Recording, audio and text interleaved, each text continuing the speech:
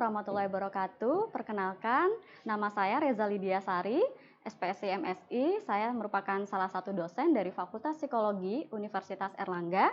Saya berlatar belakang pendidikan S1 Psikologi dan S2 Ilmu Psikologi dengan peminatan Psikologi Industri dan Organisasi. Saya selaku dosen di program studi psikologi Fakultas Psikologi Universitas Erlangga ditugaskan menjadi pengampu dari salah satu mata kuliah, yaitu mata kuliah Psikologi Industri dan Organisasi, yang mana ini sesuai dengan bidang keahlian saya di psikologi industri atau kerja. Adapun capaian pembelajaran dari mata kuliah ini adalah, yang pertama, setelah mengikuti perkuliahan ini, mahasiswa mampu menjelaskan pengertian dan perbedaan konsep-konsep dasar psikologi pada praktek pengelolaan manusia dalam organisasi, diantaranya yaitu rekrutmen dan seleksi, kemudian ada desain pekerjaan, penilaian kinerja, serta pelatihan dan pengembangan karyawan. Dan yang kedua, mahasiswa mampu memahami isu-isu terkini di bidang psikologi dan organisasi. Salah satu topik yang dibahas pada mata kuliah ini adalah rekrutmen, seleksi, dan penempatan. Setelah mengikuti pembelajaran tersebut, mahasiswa akan mampu menjelaskan perbedaan konsep rekrutmen, seleksi, dan penempatan, serta memahami proses pelaksanaan kegiatan rekrutmen, seleksi, dan penempatan tersebut di organisasi. Untuk menumbuhkan motivasi belajar pada mahasiswa dan memudahkan pemahaman mereka terhadap materi yang dipelajari, maka proses pembelajaran di mata kuliah ini akan menerapkan metode pembelajaran yang bervariasi. Di antaranya, metode ceramah, diskusi kelas, studi kasus, diskusi kelompok, presentasi, role play, dan juga tugas mandiri. Pertama, saya selaku dosen akan menjelaskan materi inti dengan menggunakan metode ceramah, diselingi dengan pertanyaan-pertanyaan yang memancing diskusi kelas. Misalnya, yang pertama, apa saja yang sudah diketahui mahasiswa terkait rekrutmen, seleksi, dan penempatan? Kemudian yang kedua, apa yang membedakan antara rekrutmen, seleksi, dan penempatan? Kemudian yang ketiga, apa saja tantangan dalam proses rekrutmen, seleksi, dan penempatan? Dan terakhir, apa tolak ukur keberhasilan untuk setiap proses rekrutmen, seleksi, dan penempatan? Untuk meningkatkan interaksi dan keaktifan mahasiswa di dalam kelas, saya selaku dosen menyiapkan beberapa kasus yang berkaitan dengan proses rekrutmen, seleksi, dan penempatan. Misalnya, kasus tentang rekrutmen yaitu kesulitan mendapatkan kandidat yang kompeten, kemudian terkait seleksi yaitu kasus kesalahan dalam penentuan kandidat yang lolos seleksi, serta terkait penempatan misalnya ketika ada karyawan yang tidak berkinerja dengan baik karena keputusan dalam penentuan posisi jabatan yang tidak sesuai untuknya. Mahasiswa secara berkelompok akan mendiskusikan kemungkinan-kemungkinan penyebab dari permasalahan tersebut dan mencoba mengidentifikasi solusi atau strategi pencegahannya. Setelah itu, salah satu kelompok akan mempresentasikan hasil diskusinya dan saya selaku dosen akan memberikan umpan balik untuk mempertegas poin-poin penting dalam pembahasan materi terkait rekrutmen, seleksi, dan penempatan. Pada akhir sesi, mahasiswa diminta untuk melakukan role play dalam proses wawancara untuk seleksi, yang mana salah satu mahasiswa akan menjadi pewawancara, satu mahasiswa lagi akan menjadi kandidat yang diwawancara, sementara mahasiswa lainnya akan menjadi observer atau pengamat yang akan menilai proses wawancara seleksi kerja tersebut. Selanjutnya, mahasiswa diminta untuk menyimpulkan penilaian mereka atas ketepatan proses wawancara seleksi kerja tersebut. Terakhir, saya selaku dosen akan mengevaluasi pemahaman mahasiswa terkait materi yang sudah dijelaskan dengan melakukan kuis interaktif yang kemudian akan dibahas bersama jawabannya. Kreativitas dalam penyampaian materi pada perkuliahan ini tercermin dari penggunaan metode pembelajaran yang bervariasi, pemilihan contoh kasus yang relevan, serta penerapan pembelajaran kolaboratif yang mana mahasiswa dapat terlibat aktif dalam proses diskusi kelompok beserta kegiatan role play yang ada di kelas. Ketercapaian dari CPL mata kuliah ini diukur melalui komponen yaitu pertama, ujian tengah semester berbentuk soal pilihan ganda dengan bobot 20%, kedua, problem identification paper dengan bobot 30%, ketiga, presentasi mahasiswa dengan bobot 30%, Dan keempat, ujian akhir semester berbentuk soal pilihan ganda dengan bobot 20%. Sekian perkenalan dari saya. Selamat mengikuti proses pembelajaran di mata kuliah Psikologi Industri dan Organisasi dengan topik rekrutmen, seleksi, dan penempatan. Terima kasih. Selamat sore semuanya. Masih semangat? Masih. Baik. Hari ini materi kita terkait dengan rekrutmen, seleksi, dan penempatan.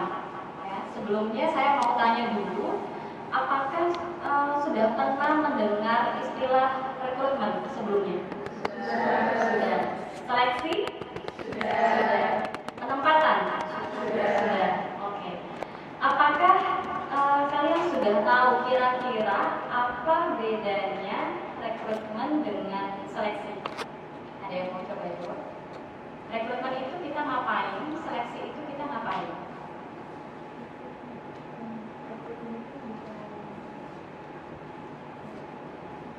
Oke, rekrutmen itu adalah membuka lowongan kerja. Kalau seleksi, menyeleksi artinya menyeleksi calon kandidat, artinya memilih calon kandidat. Siapa yang dipilih? Karyawan. Kita memisahkan antara yang kompeten dengan yang kompeten. Jadi sehingga kemudian kalau di rekrutmen, ada seleksi, mana yang duluan? Rekrutmen duluan. Karena di rekrutmen yang kita lakukan adalah mencari orang supaya orang mau daftar. Seperti kita membuka lowongan, kita memberikan informasi bahwa ini loh ada lowongan di posisi apa dan butuhnya orang yang seperti apa. Itu ya. Oke, kita akan lanjutkan dengan slide. Nah, kurang lebih bahasan yang akan kita bahas hari ini adalah yang pertama terkait dengan rekrutmen, ya. Definisi rekrutmen itu apa, kemudian tantangan dalam proses rekrutmen seperti apa, jenis rekrutmen itu apa saja, dan kemudian metode yang kita gunakan dalam proses rekrutmen itu apa saja.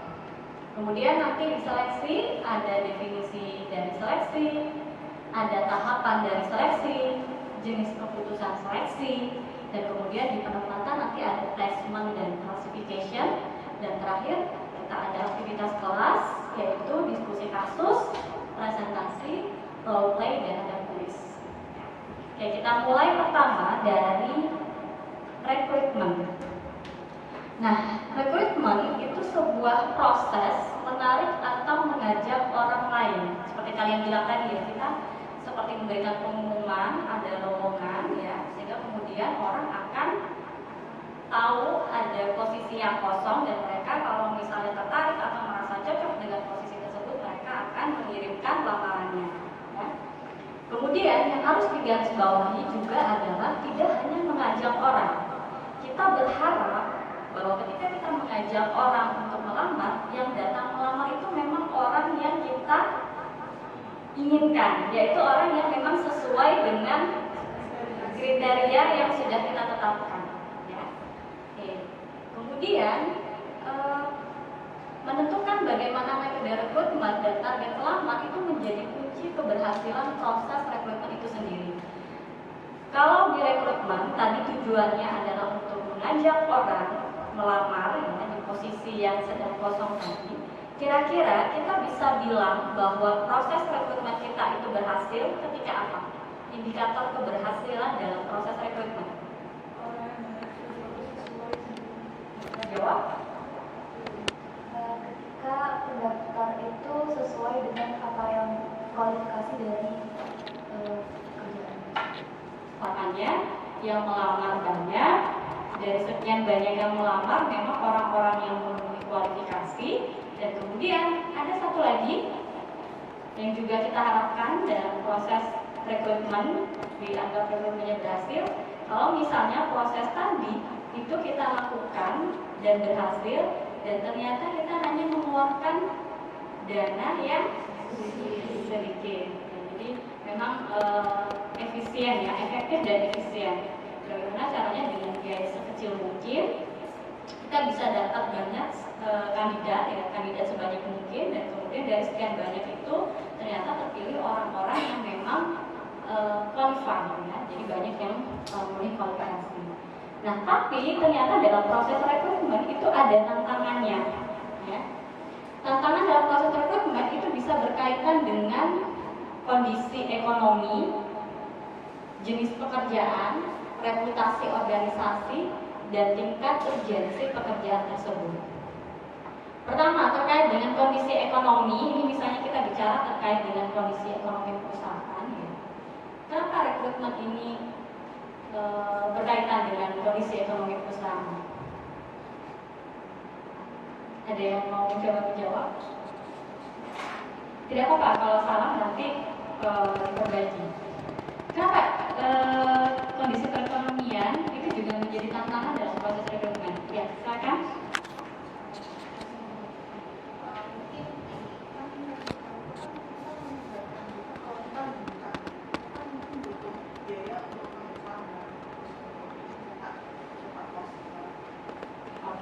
Jadi ketika kita posting info lowongan itu biasanya juga mengeluarkan biaya. Apalagi kalau misalnya kita posting di LinkedIn gitu ya, di Jobstreet ya, terutama yang JobsDB gitu ya, atau tempat-tempat yang kemudian berbayar ya. Atau misalnya ketika kita gabung dengan job fair tertentu, pasti butuh biaya ya. Oke, kemudian jenis pekerjaan. Nah, kenapa jenis pekerjaan itu juga mempengaruhi proses rekrutmen? Ada yang mau coba jawab? Karena ternyata ada jenis pekerjaan-pekerjaan tertentu yang kemudian cukup sulit untuk mendapatkan kandidat. Biasanya pekerjaan yang seperti apa? Ada yang tahu? Pekerjaan seperti apa yang kemudian sulit sekali mencari kandidatnya? Bisa jadi karena ada yang tahu?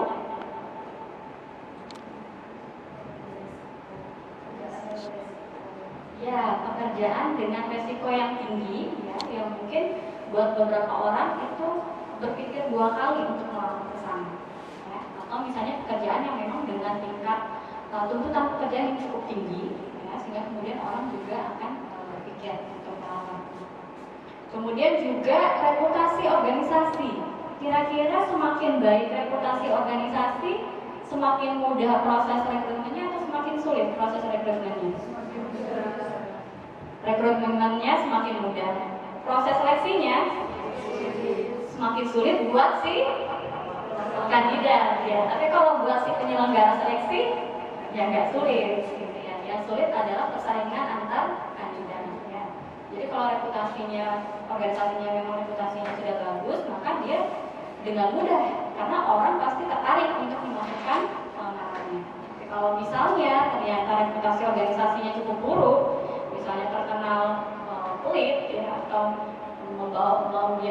memberikan gaji di bawah yang seharusnya, bisa saja orang tidak tertarik untuk melamar di perusahaan tersebut.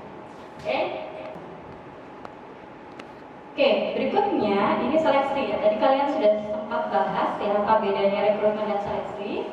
Nah, seleksi itu adalah proses pemilihan pelamar kerja yang memenuhi standar evaluasi tertentu untuk dipekerjakan dan menerima kompensasi. Jadi kita memisahkan antara yang kompeten sama yang tidak kompeten, di mana yang kompeten kita hire, kita terima gitu, untuk kemudian kita gaji. Seleksi adalah proses memisahkan antara pelamar yang diterima dan ditolak. Dan kemudian jika jumlah pelamar dan jumlah pekerjaan yang ditawarkan sama, maka tidak bisa dikatakan sebagai proses seleksi. Jadi kalau misalnya kita buka lowongan 5, yang mendaftar hanya 5, meskipun secara psikotes dan lain-lainnya memenuhi, tapi di sana tidak terjadi namanya proses seleksi. Karena kita akhirnya tidak memisahkan. Kita hanya ngetes dia memenuhi enggak. Dan itu bukan seleksi namanya ya. Oke. Nah, ini ada House Recruiting Yield Pyramid. Ini bicara tentang kalau kita butuh 2 orang untuk sebuah posisi, ya, sebenarnya itu minimal ada 5 orang yang kita interview di level yang eksekutif, ya, misalnya direktur atau manajer, ya. Dalam artian jangan sampai misalnya kita butuh 2, terus yang datang untuk interview itu cuma 2, ya, harus 2 kali lipatnya, ya. Kenapa? Karena bisa saja dari yang 5 ini sudah kita panggil untuk interview, sudah ada yang lolos, ada yang enggak, tapi ternyata dari yang lolos ini akhirnya nggak mau tanda tangan kontrak karena merasa gajinya terlalu kecil atau kurang sesuai gitu, ya. Makanya tetap kita lebihkan, ya, jangan sampai lepas. Ya, kemudian juga nanti di tahapan-tahapan berikutnya, ya. Jadi kalau misalnya kita butuh 2 orang di sebuah posisi, maka idealnya seharusnya ada 250 pelamar idealnya, ya. Tapi ini balik lagi tergantung juga dari jenis pekerjaannya, tadi ya, reputasi organisasinya, ya. Karena belum tentu kita akan dapat sebanyak ini, ya. Oke. Nah, ini terkait dengan keputusan seleksi. Jadi ternyata ada kalanya kita melakukan yang namanya true positif. Jadi ada kuadran, ya, ada criterion score, ada predictor cut off. Di predictor cut off itu ada accept sama reject. Orang yang kita tolak dan kemudian orang yang kita terima. Di criterion cut off, criterion score itu ya ada yang di atas, ya, dan ada yang di bawah, ya. Nah, ternyata true positif itu untuk yang kuadran A, yaitu orang yang termasuk bagian ini itu secara kriteria dikatakan akan sukses dan diterima dalam nilai prediktor. Jadi ketika kita seleksi itu kan kita memprediksi, ya, memprediksi kira-kira dia nanti ketika kerja akan jadi orang yang berhasil atau tidak. Kita memprediksi dia sebagai orang yang berhasil, makanya kita terima. Dan setelah kita lihat, oh ternyata memang dia bagus, berarti kita menerima orang yang tepat, ya, yang benar. Nah, tapi ada kalanya juga kita melakukan yang namanya true negatif. Apa itu true negatif? Itu yang di kuadran B. Yang B itu adalah orang-orang yang kita terima atau tolak? Tolak, dan memang secara cut off-nya dia di bawah atau di atas? Di bawah. Jadi memang secara prediktornya kita udah memprediksi dia nggak akan berhasil, sehingga kemudian kita tolak. Itu keputusannya tepat atau tidak? Tepat. Berarti kita tepat dalam memutuskan untuk menolak kandidat tersebut. Kemudian ada kalanya kita melakukan false negatif. Ya, secara prediktor ditolak, tetapi secara kriteria pelamar akan menunjukkan kesuksesan. Artinya kita salah apa? Salah menerima atau salah menolak? Salah menolak atau salah menerima? Salah menolak. Oke, coba kita lihat di C. Itu kita reject atau accept? Berarti kita tolak, ya. Padahal sebenarnya secara kriterianya dia bagus. Kita salah menolak orang, ya. Kita menolak dia padahal sebenarnya dia adalah orang yang akan sukses. Kalau yang D, false positif, itu secara prediktor diterima, akan tetapi pada akhirnya di tempat kerja dia tidak menunjukkan kinerja yang optimal. Ya, ini adalah ketika kita salah menerima. Kita menerima orang, tapi sebenarnya dia tidak akan berhasil. Ya, kita gagal. Baik, berikutnya kita akan lanjut ke sesi diskusi kelompok, ya. Kita akan bagi menjadi 6 kelompok, ada 3 kasus, ya. Nanti di satu kasus yang sama itu akan dibahas oleh 2 kelompok. Satu kelompok, ya, mungkin terdiri dari 5 orang, ya. Ya, oke, silakan untuk membentuk kelompoknya.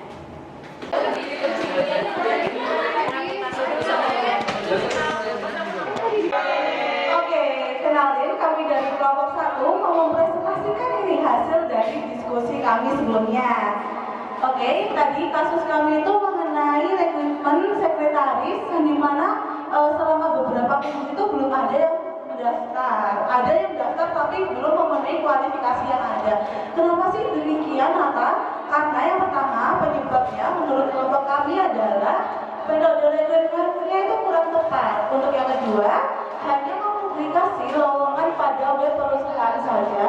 Untuk yang ketiga adalah kriteria yang tercantum itu kurang detail. Terus gimana cara? Oh ya, dan kriterianya itu ada dan salah satu salah satu dugaan kami kenapa dia sepi peminatnya itu karena catatannya TOEFL di atas 500, mungkin masih dugaan. Oke, baik, next. Untuk solusinya, saran dari kami mungkin Bu Diana ini bisa mempublikasikan lowongan pekerjaan itu di berbagai platform, mungkin di LinkedIn bisa, di Instagram, di Jobstreet, ya, dan lain sebagainya. Terus bisa juga bekerja sama dengan kampus dalam upaya melakukan promosi lowongan itu. Setelah itu, mungkin kriteria yang dicantumkan itu bisa lebih spesifik dan sesuai dengan apa yang diinginkan. Mungkin aku izin menambahkan terkait dengan poin kami, karena yang diminta itu kan sekretaris ya, cuman untuk kriterianya itu skor TOEFL di atas 500, sedangkan yang seperti kita tahu kalau misalnya sekretaris itu kriterianya adalah biasanya untuk menghandle atau manajemen terkait dengan persyaratan dan lain sebagainya.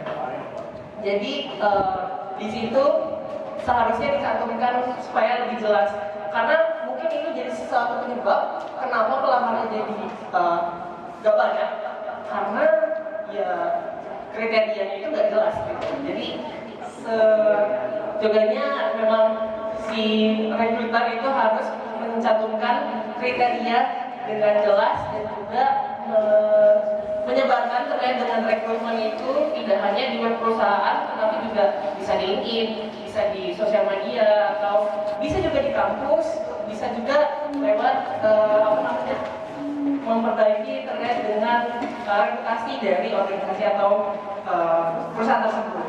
Begitu. Sudah, terima kasih.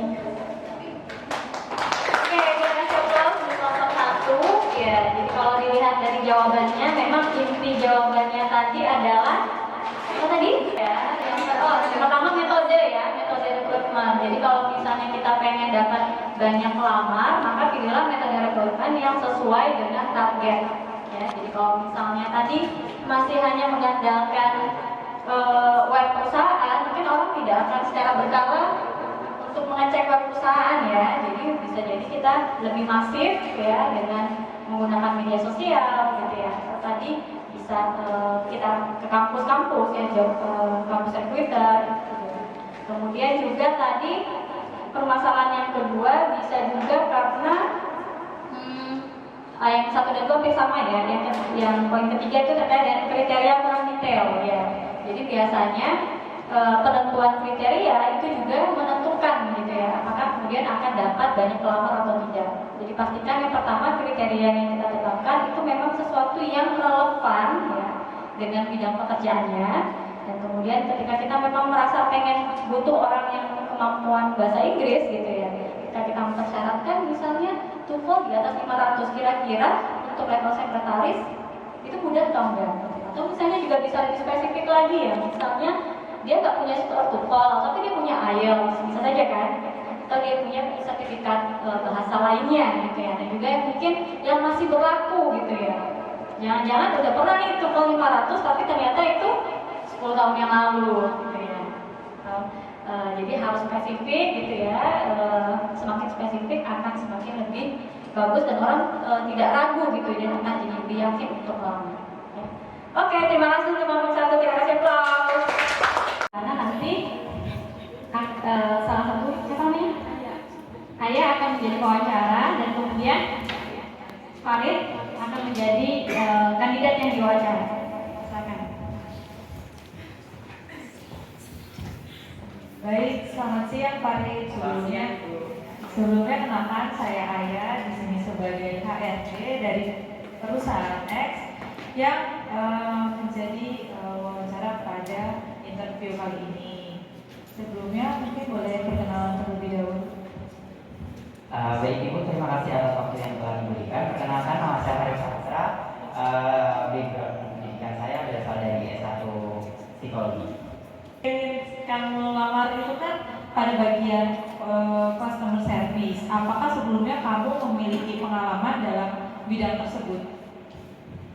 Baik Ibu, pada pengalaman sebelumnya saya pernah menjadi customer service di salah satu bank konvensional yang menangani pada bagian aplikasi mobile banking yang sering error gitu.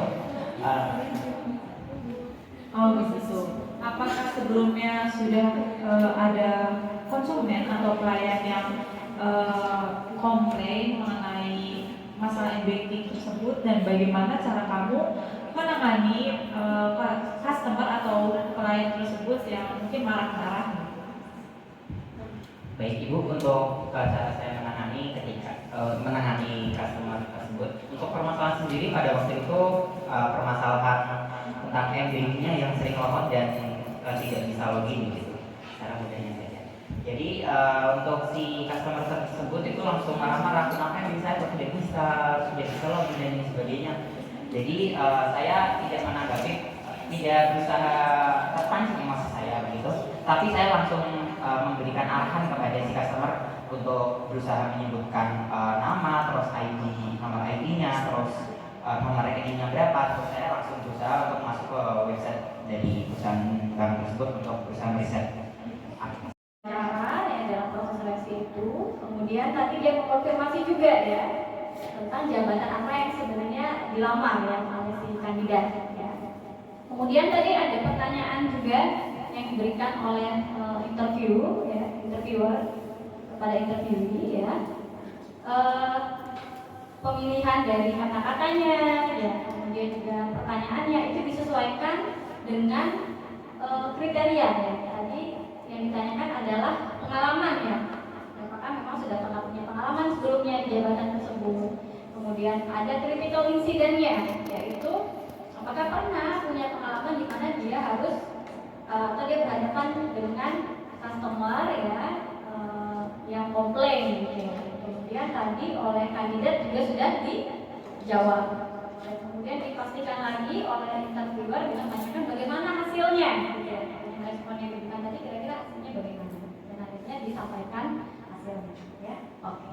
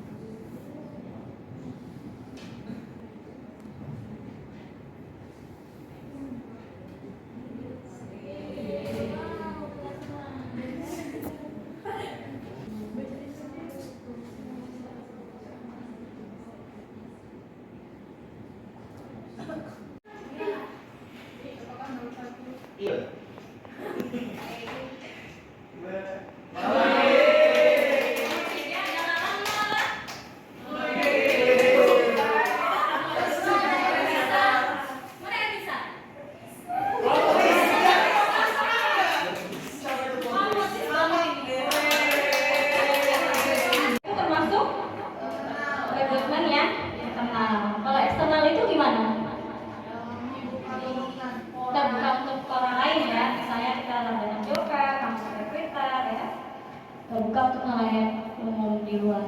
Kemudian keputusan untuk menolak kandidat karena dia juga tidak menunjukkan potensi kesuksesan. Ini kita salah apa? Salah atau tepat? Tepat atau salah? Tepat. Tepat untuk menerima atau menolak? Tepat untuk menolak. Itu dikenal dengan istilah true negative. Ya, saya tutup ya untuk sesi hari ini. Terima kasih semuanya. Semoga bisa lebih memahami terkait dengan materi rekrutmen, seleksi, dan penempatan. Selamat sore.